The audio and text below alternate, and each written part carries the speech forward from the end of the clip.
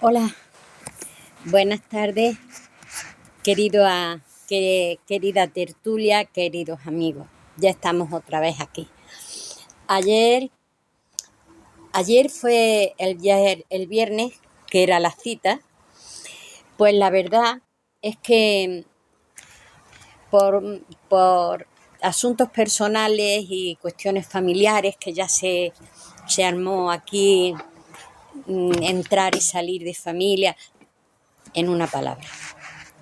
Digo, Teresa, tranquila, que mañana será otro día y si no, pues ya sabéis que mi voluntad y mi gusto es hacerlo siempre el viernes, pero tengo que estar en espíritu porque estas cosas son para vivirlas desde dentro y estar en un cierto tono espiritual, porque yo quiero que transmitir ese sentimiento mío y entonces tengo que estar en esa sintonía y no estar dispersa en otras cosas y en otras atenciones.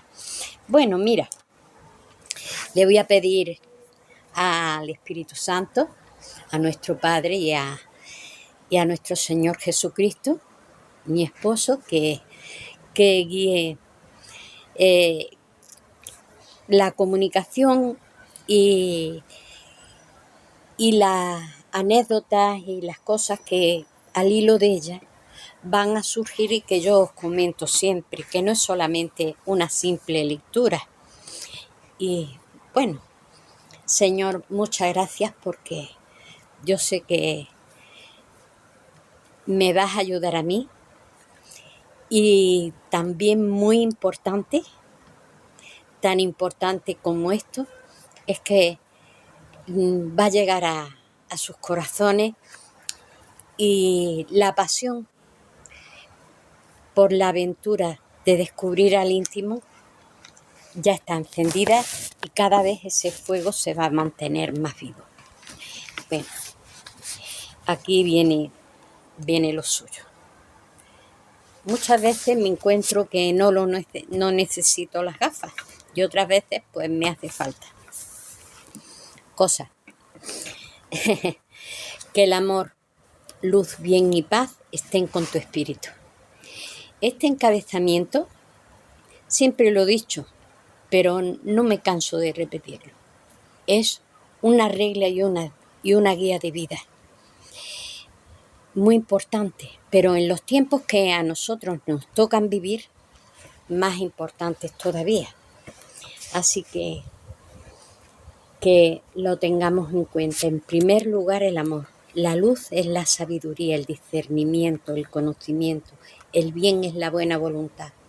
Y la paz, ya sabemos, la serenidad, el estar en escucha, aceptando lo que hay y viendo lo que hay tal como es. No cegándonos para que las cosas sean como a nosotros nos gusten o como, o como queremos que sucedan. Las cosas tienen su ritmo. Dice, amada, hoy es muy importante que te centres en la labor que estás llevando a cabo. Tu formación académica es muy buena. Mira, la labor que estoy llevando a cabo sois vosotros.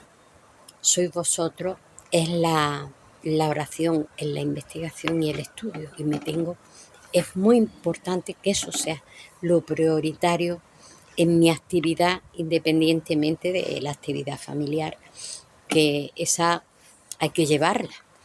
Pero esto no puede quedar en segundo o en tercer lugar, porque las que somos amas de casa y que vosotros me estáis escuchando, sabéis la premura con que lo doméstico a veces, lo doméstico y lo familiar y lo inmediato exigen.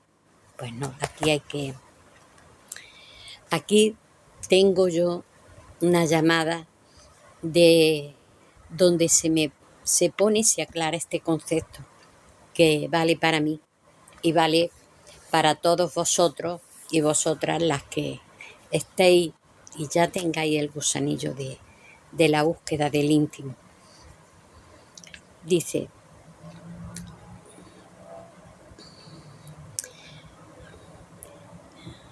espérate que me he perdido.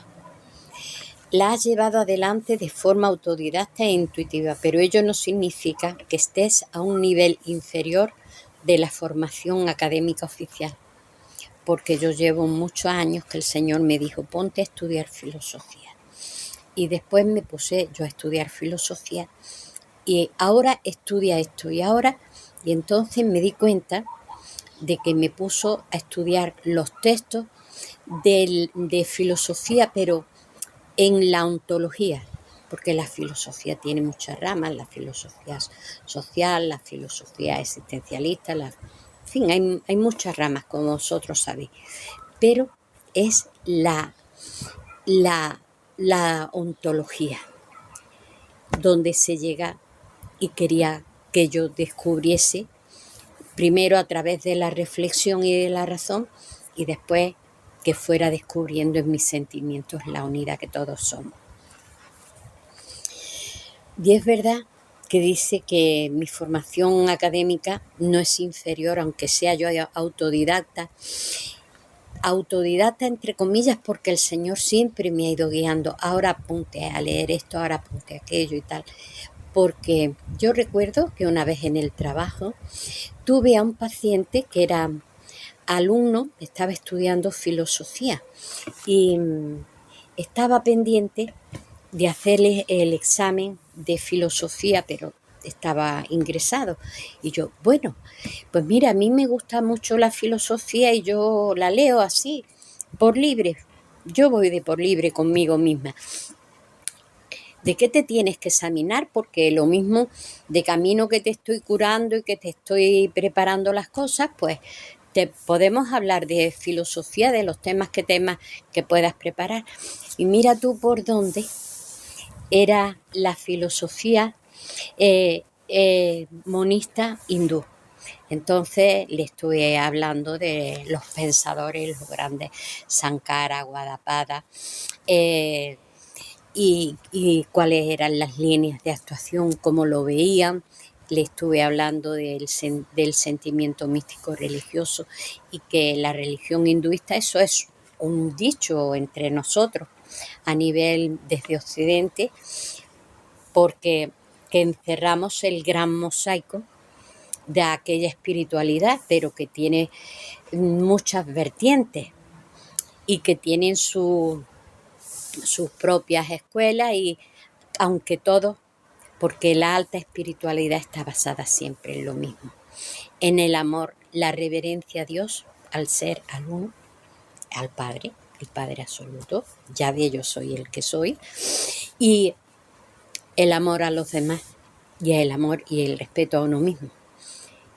Y entonces a veces se fijan en la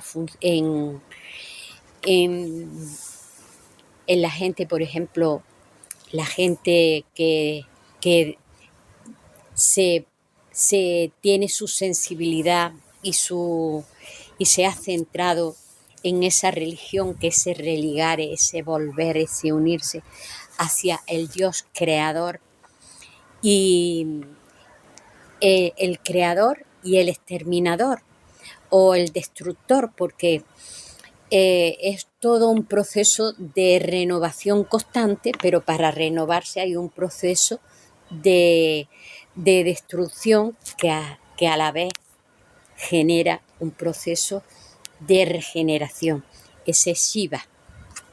Y después pues los diferentes Krishna, un gran profeta, el más grande profeta de la India, como los escritos que dio, todo lo que enseñó, que hubo un escritor, pero ese escritor es anónimo porque dicen Vyasa, pero Vyasa en sánscrito, en la lengua sagrada de ellos, la lengua clásica, como en Occidente es el latín o el griego,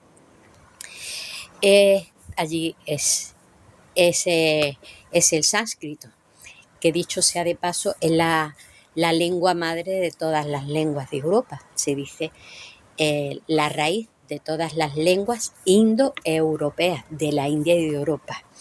Entonces, pues este tal Vyasa significa el compilador.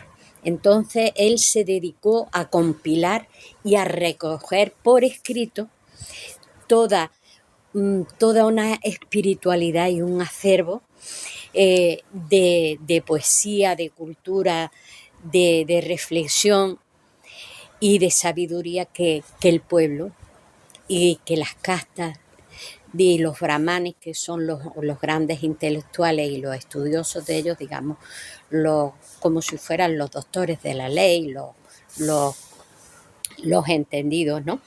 Pues lo estuvo recogiendo. Y entonces, y en uno de ahí se relata la vida de Krishna. Y aquí en Occidente ya es bastante conocido un libro muy bonito que recomiendo porque da una gran enseñanza. Se llama el Bhagavad Gita, que es el canto a mi Señor. Traducido, el Bhagavad Gita en castellano significa el canto a mi Señor. Bueno, ya pues lo estuve curando, lo estuve así, y entonces le di más pormenorizada, quizás por 2 o 3 días que estuvimos, y que estuve de turno. Después él se fue a examinar. Oye, sacó un sobresaliente en aquel examen sobre la filosofía de la India y los textos sagrados de ellos. Así que para mí es una anécdota que recuerdo con muchísimo cariño y mucha satisfacción, y me da mucha seguridad, porque digo, mira qué bien me ha preparado el Señor, que sin haber ido ni a estudiar yo oficialmente filosofía como tal, pero aquí es lo que está. Dice, dicho sea de paso, no debes tener inseguridades en ti. Ya sé, con esta anécdota sirvió para afianzarme bastante. Tú tienes tu propio camino, que durante tramos será coincidente con compañeros de camino, y luego tu caminar sea independiente. En tu interior tú tienes ya conciencia de que ello es así. Es verdad, es verdad. Bueno, amada, tus pasos ya ves que están bien encaminados, y también estás viendo cómo todo el puzzle encaja y se ve el diseño que en sí mismo contiene. Es verdad, porque con todo vivo y con todas las personas y los grupos de oración, conecto muy bien, independientemente de que sean cristianos evangélicos, sean mis hermanos queridos los mormones, sean los carismáticos, que son los católicos, de donde la tradición familiar mía, de donde yo vengo, y siempre estaré orgullosa y respetuosa, porque a mí la fe me ha venido a través de mis padres, profundamente de tradición católica, y que estaban ellos cerrados y decían, estos de los libros, mi tío se puso malo de la garganta, estos de los libros que hablan son los mormones, hay que tener cuidado. Y después, pues los mormones, lo mismo. Bueno, dice, entonces yo soy coincidente, pero es verdad que yo llevo como cada cual lleva su propia vida, pues mi propia experiencia espiritual es así. Lo mismo que es la de cada, porque cada historia íntima tiene su propia independencia, su propio diálogo con el Señor. Dice, y también estás viendo cómo todo el puzzle encaja y se ve el diseño que en sí mismo contiene. Es verdad, ya lo estoy viendo, que es la unidad, la unidad que se yace en todas las iglesias, y la unidad que subyace inclusive en el Islam, porque el Señor también me puso, tienes que leer el Islam. Al principio tienes que leer, perdón, el Corán. Y al principio me resultaba un libro impenetrable, no, pero orando al Espíritu Santo, pues encontré un señor español que era doctor en lengua árabe, en el Corán, jurisprudencia, filosofía, y estaba en la Universidad de Teherán. Y desde aquí, no sé si me verás, a Raúl Jafar, le mando un saludo y siempre lo recordaré con gratitud, porque me abrió las trabas que yo tenía para penetrar y captar toda la riqueza. Y después lo digo, pero ¿cómo yo no veía la claridad del texto? Y ahora lo veo clarísimo. Dice, ahora mismo ya se ven las fichas sueltas, cómo encajan para definir su diseño. Su diseño es la espiritualidad, la enseñanza que el Espíritu Santo da de unidad en todo. Y yo, claro, me refiero y tomo de referencia a nuestro Señor Jesucristo. Y cómo se tienen que ensamblar. Ya está. Ahora estás viendo la guía soporte por donde todo irá caminando. El Señor me va escribiendo y yo voy cogiendo sus textos aleitados. El Padre Eterno es el gran constructor. Todo está bajo su voluntad y bajo la dirección de su sabiduría y su amor. Verdaderamente eso es así. Y hay que vivirlo, y hay que tener la sensibilidad de verlo y captarlo en todo, desde los ciclos de la naturaleza, desde cómo se vienen las estaciones, el cambio, cómo las plantas crecen, las flores, las distintas frutas, los animalitos, las crías de los pajaritos. En todo vamos viendo cómo todo lleva su dirección, su sabiduría y su amor. Amada, gracias, Señor, porque con qué delicadeza Él trata a todos sus hijos. Porque a mí me dice, pero amados somos todos, ¿eh? Amada, poco a poco se irá abriendo la luz y sabrás cómo derrotar al enemigo, que camaleónicamente y con sutil agilidad silenciosa salta de un personaje histórico a otro. Es verdad, yo es una cosa que nunca me ha gustado, el tema del exorcismo y el tema demoníaco, pero la verdad es que me he visto enfrentada y he visto, pero bueno, si es que aquí aquí hay un mal, el mal esencial está aquí gobernando las situaciones. ¿Esto cómo puede ser? Incluso a veces reacciones en personas. Y entonces me dice el Señor que tendré, que siempre es el mismo y que salta de un personaje histórico a otro, y que a veces esas cosas y esas reacciones tan nefastas que yo veo en personas y que yo me quedo pues atónita. Digo, pero bueno, esto cómo puede ser que esto pase así, que esta persona se le ocurra hablar y actuar de esta manera.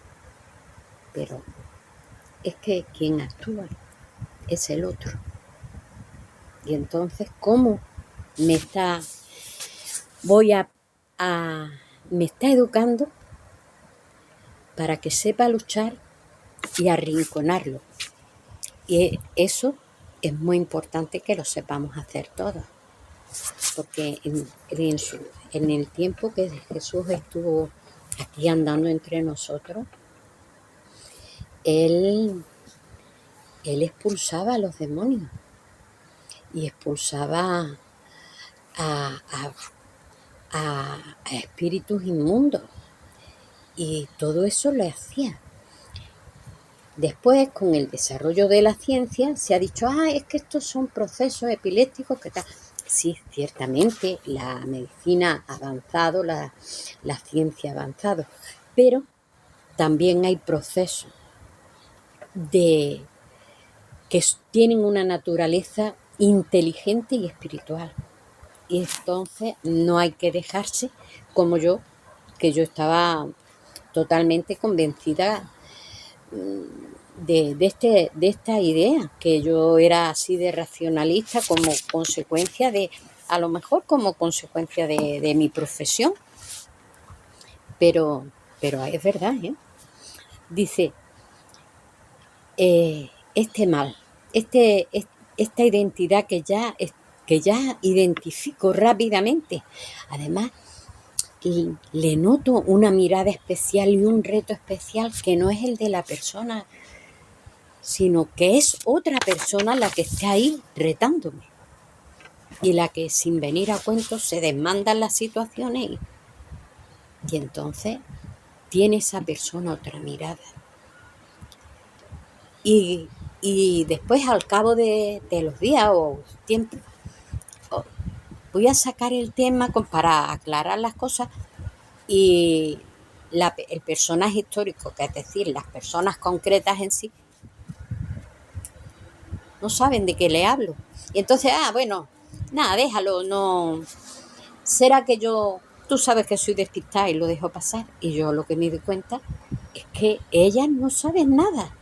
¿Por qué? Porque su conciencia estaba ausente. Ahí estaba el caballero. Y ojo, que es sumamente inteligente, ¿eh? Y se sabe camuflar y sabe adaptarse a la personalidad de fulanito perenganito, pero es él el que lleva a la batuta y arma cada cisco que arde Troya. Bueno, dice, te tiene miedo. Os lo voy a leer de nuevo esto para que al comentario lo tengáis en cuenta.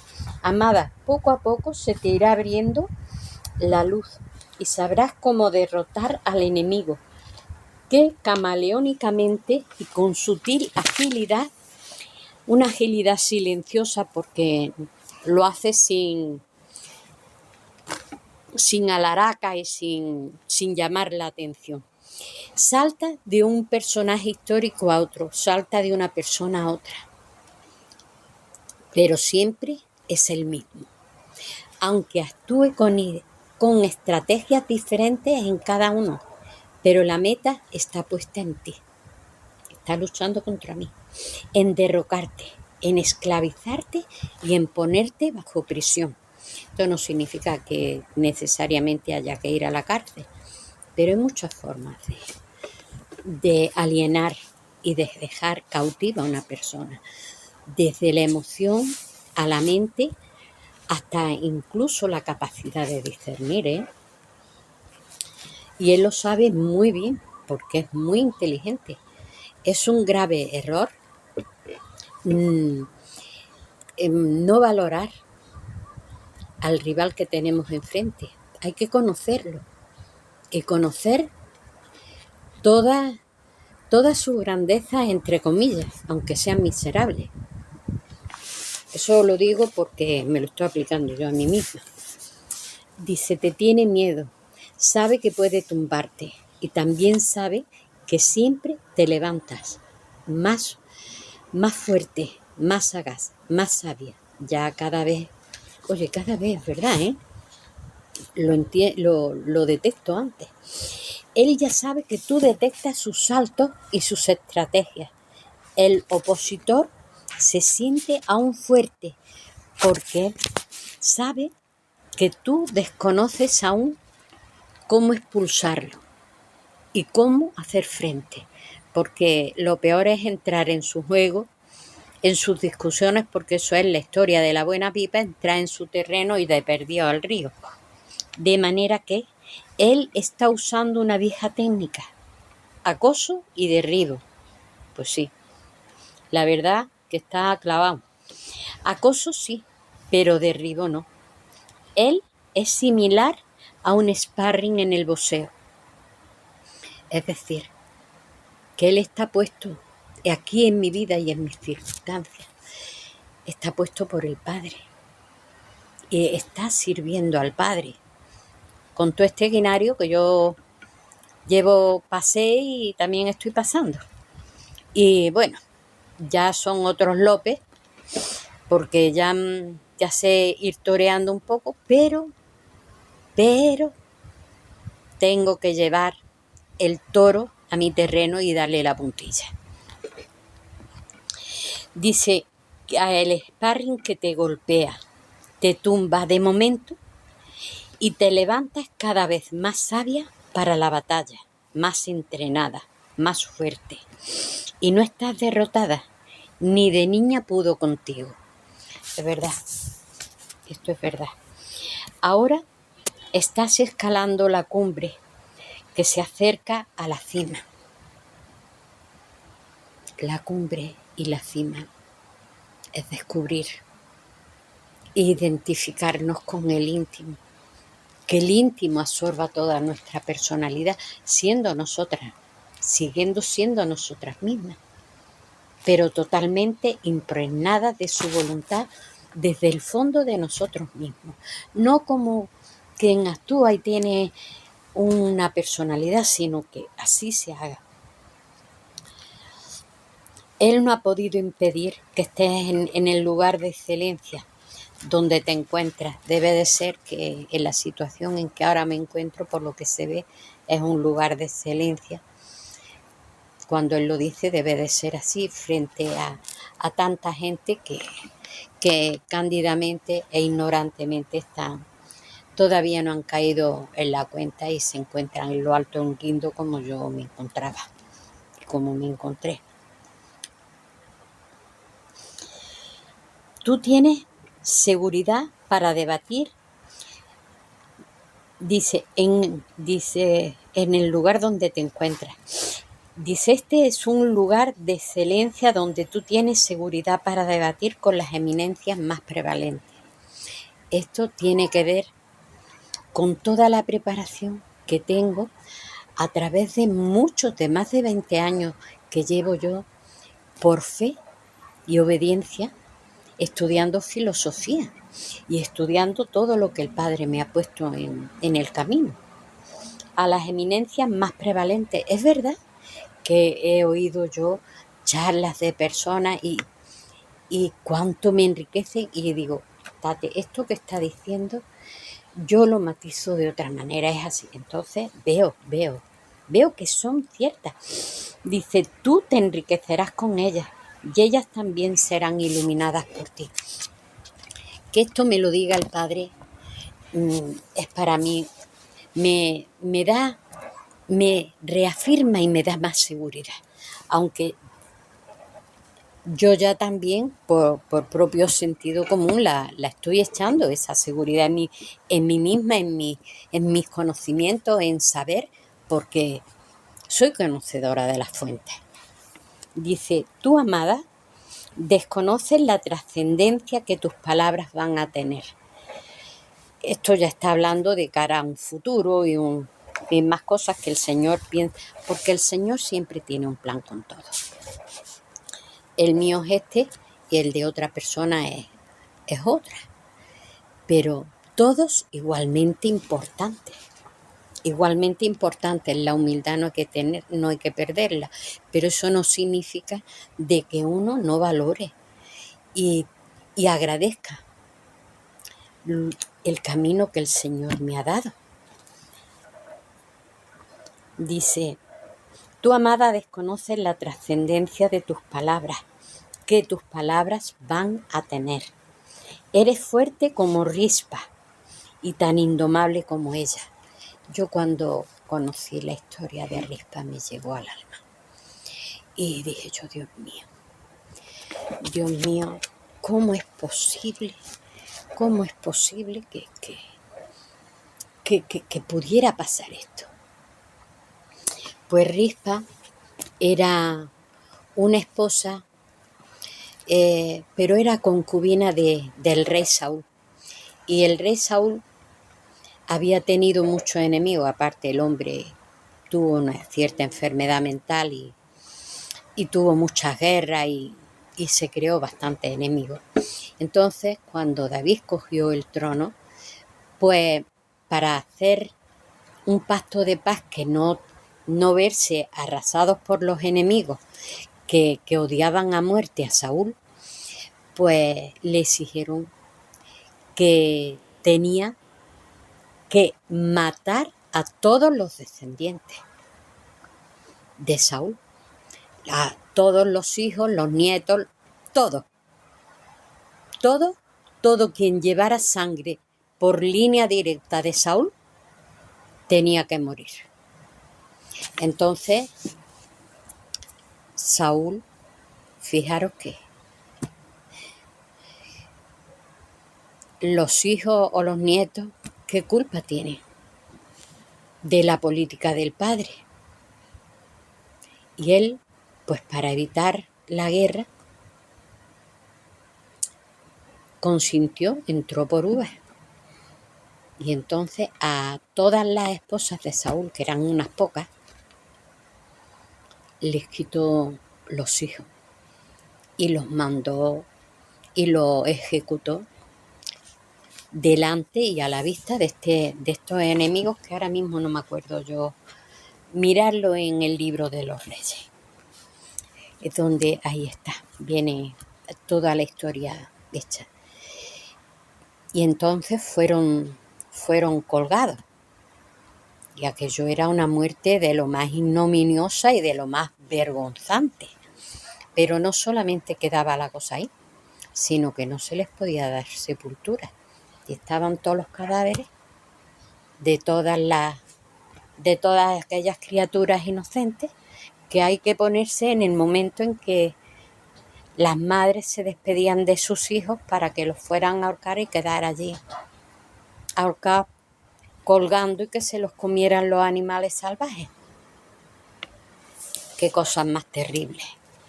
Pasaban y pasan. Ahora de otra manera, más moderna, pero lo mismo de terrible y de espeluznante. En fin, esta se llamaba Rispa. Y entonces Rispa confortó a sus hijos, se los llevaron, los mandaron, y ella se fue y estuvo pendiente y presenciando el ajusticiamiento de sus hijos. Y después se quedó allí defendiendo los cadáveres de sus hijos. Con ramas y palos no permitían que los cuervos ni los buitres se acercaran a sus niños. ¿Os imagináis el dolor de aquella mujer?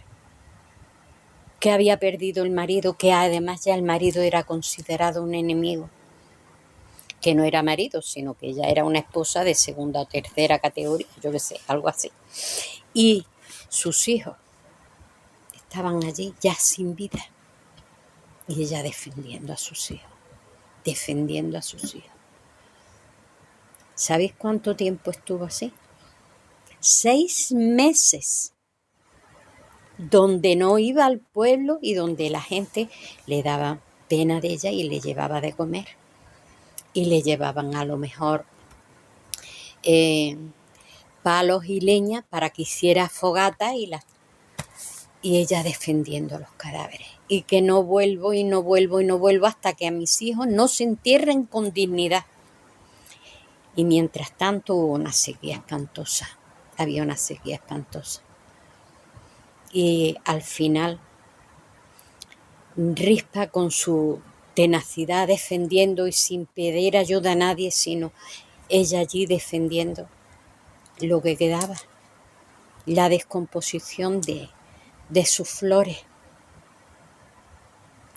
que eran brazos de mar, niños bellísimos, jóvenes llenos de vigor, porque Saúl era un hombre bien plantado.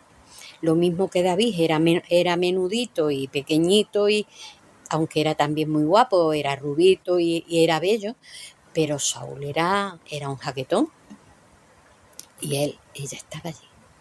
Entonces ya Saúl fue conmovido a misericordia, y entonces después de 6 meses,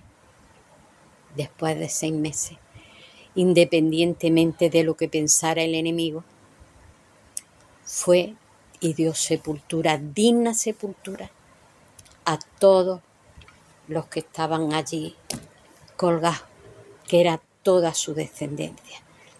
Fue barrida de la tierra menos uno, que estaba tullido, era medio paralítico, no sé si en aquellos tiempos cogería la polio o alguna cosa de esa, y lo escondió alguien de alguna criada, y él al final buscó a ver si había alguien, dice, hay uno, pero tenía miedo, dice, no, que lo traigan a mi mesa, y siempre lo trató con honor, lo vistió con ropas reales, con ropa de gran lujo, y comía en su mesa de sus mejores manjares, y así honraba la memoria de su hermano y de su padre, pero con 3. Muchos salmos que sí que está muy bien, pero fíjate tú su caída. Así que no me extraña que escribiera el Salmo 51, Señor, misericordia, misericordia. Porque, bueno, yo no hablaré, porque no soy ninguna santa, y yo también tengo mis errores, y caí mis cosas. Pero vaya, bueno, voy a seguir para adelante. Eres fuerte como Rispa, pues esa es la historia de Rispa, y tan indomable como ella. Eres lúcida y firme en tu camino como Lea. Eres fiel como Noemí, y tan tierna y verídica como Ruth. Y sabes esperar como Sara sin desfallecer, porque sabes que tu amor lucha siempre por ti y a ti vuelve. El Señor siempre ha luchado por mí y vuelve a mí, lo mismo que vuelve a todos sus hijos, a todas sus ovejas, porque Él es el buen pastor. Porque está firme en la roca del amor. Pues sí que es verdad. Y no dudas en enfrentar la vida ante el peligro de muerte, ante el rey, por luchar por tu vida y la de los tuyos, lo mismo que hizo la reina Esther. Es verdad que se me han presentado a mí, no delante de un rey, pero bueno, figuras que tenían mucho poder frente a mi vida, y yo estuve ahí. Dice lo mismo que hizo la reina Esther. La victoria es tuya. El opositor ya lo sabe, pero no se rinde. Lo mismo que tú tampoco te rindes, pero eres escrutadora e inquisitiva, y darás con constancia con la llave que abre la puerta del poder que resiste al mal. Es decir, que hay una forma de dominar ese mal tan astuto, tan sagaz, tan poderoso, que sabe manejar tantas circunstancias y la naturaleza y tantas cosas. Y lo ubicas en su sitio, lo domina, lo disuelve y lo derrota. Daré. Bueno, pero mientras tanto se pasa el sarampión. Ahora estás en pleno proceso. Aquí no hay que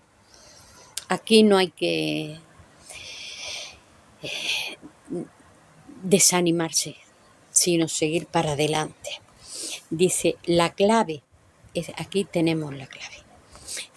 La clave para ascender a la llave y poseerla está en mantener la paz a toda costa, conquistar el silencio, la prudencia en la boca y el silencio mental. Porque ya sabemos que la loca de la casa es la que maneja la azotea, que decía Santa Teresa. Dice, conquistar el silencio y lograr la atención sostenida.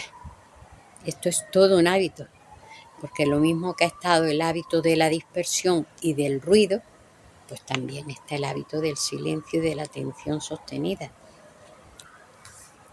La victoria es tuya, porque tienes amor incondicional sobrado, determinación constante y firme, Gracias. Esto me conforta, ¿eh? Y firme, que está demostrada. Y los temores infundados están siendo vencidos con fe inquebrantable y determinación firme. La victoria es tuya y el opositor está derrotado a tus pies. Israel, fijaros, Israel es tu nuevo nombre. El Señor, he conquistado un nombre delante de él. Es Israel, porque contra mí has luchado y no te has dejado vencer ni amilanar. ¿Sabéis quién me escribe? Yo soy quien prueba, el opositor. Yo soy el que te probó y me venciste, Israel. Es el opositor el que me ha escrito, que está al servicio del Padre. Mirad qué cosa tan grande. Padre Santo, todo es grandeza y reverencia. Qué honor, qué honor. Aquí no podemos ir para atrás. Aquí tenemos que conquistar el íntimo, vivir el íntimo. Os doy mucho ánimo y seguir en este camino. Hasta la próxima vez. Os quiero.